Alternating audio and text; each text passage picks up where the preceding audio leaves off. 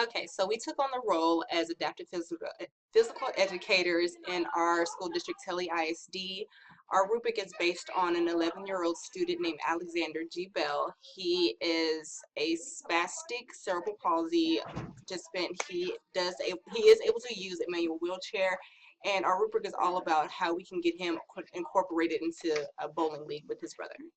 Okay, during the assessment, we asked questions from physical education teacher and also from his parents. And the questions from the teachers was if he works by himself better or he likes to work in a group. What is the keywords that you use for Alex during the bowling session? And also other question from teacher was you use any kind of equipment modification for Alex. The question that we asked from parents was that if Alex has any sister or brother that they like to be part of the bowling session with him.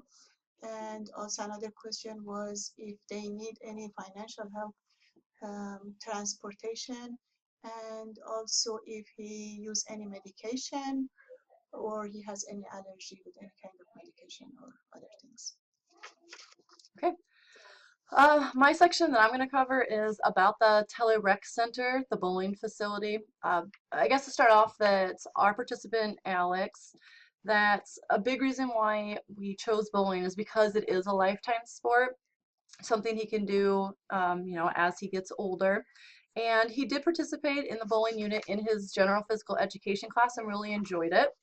He does use a bowling ramp for assistance while bowling, and his family wants to join a bowling league. So this is a little bit of a trial run, and we're going to use our authentic assessment to see is he ready to do this bowling league in the spring.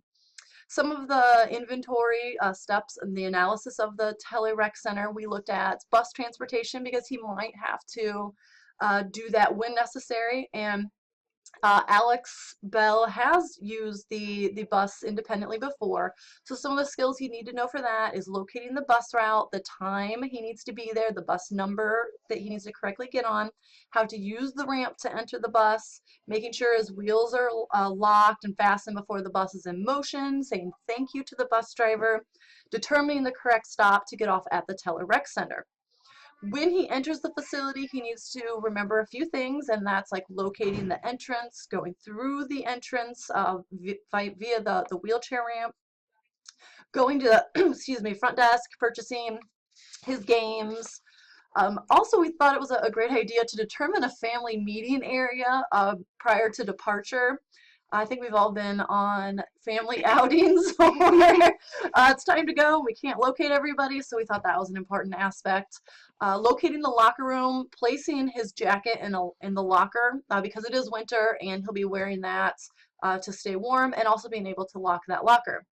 Then when it comes to the bowling area, he needs to locate the assigned alley lane, determine and choose the correct size ball. As we all know from a bowling facility, that's kind of tricky. It's a complicated process, so he needs to understand that. And also interacting socially with the fellow bowlers in his lane. That's an important social aspect. When it comes to the actual bowling, he needs to be able to wheel up to the ramp, adjust the bowling ramp as needed, using proper bowling etiquette. If the person to the left or right of him is going, that he needs to, just socially pause, wait for them to go, and then it's his turn.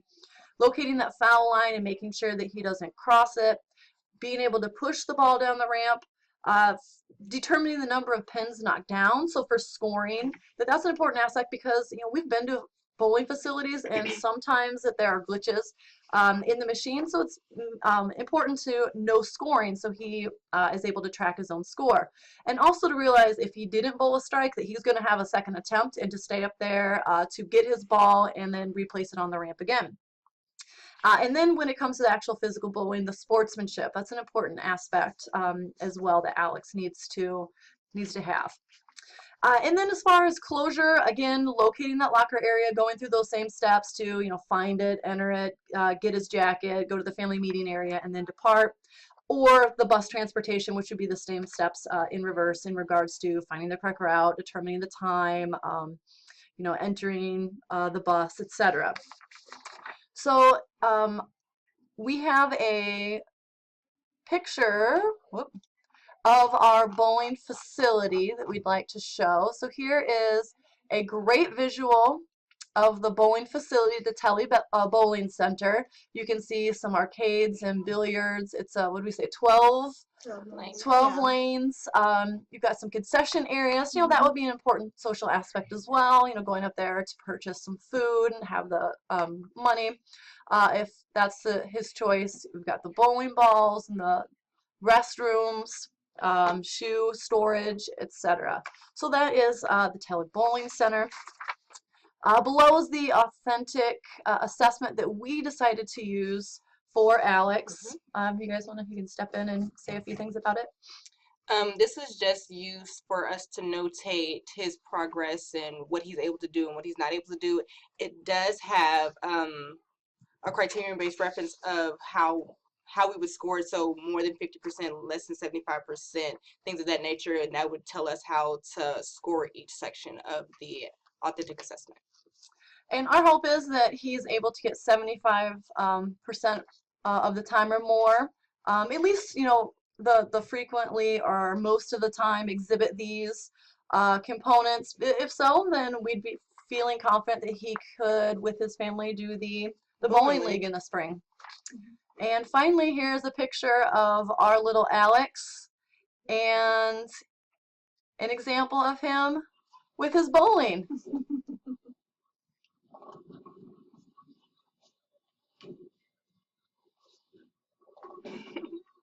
He's a cutie. All right, and that's us and Alex Bell. Thanks.